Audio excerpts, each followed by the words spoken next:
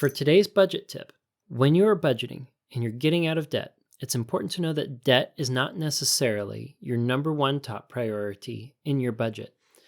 When we're doing our monthly budgets, it's essential that we know what our top priorities are. I like to say that your top priorities, everyone's top priorities, are going to be covering their four walls: food, shelter, utilities, and transportation. Beyond those necessities, beyond your four walls, there may be some other necessities. I would essentially call insurance, essential insurances, necessities.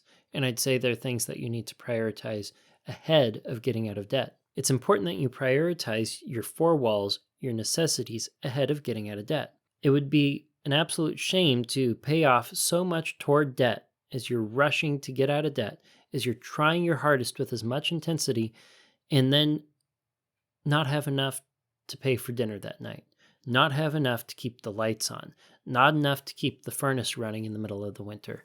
You need to make sure that your priorities are in an appropriate order. Getting out of debt is incredibly important, and it's something that we can get incredibly motivated to do, but it's not something that should ever come before our necessities. Dave Ramsey had an excellent story where he said he had a collector call him up when he was broke, when he was filing for bankruptcy, when he had his whole world crushing down upon him. This debt collector got him so riled up, he didn't want to deal with him ever again, and he paid him. Because he paid that debt, they didn't have enough to put food on the table for the rest of that month. We should learn from this lesson and do our best to make sure that we're covering our necessities without excess before we focus on paying off our debt.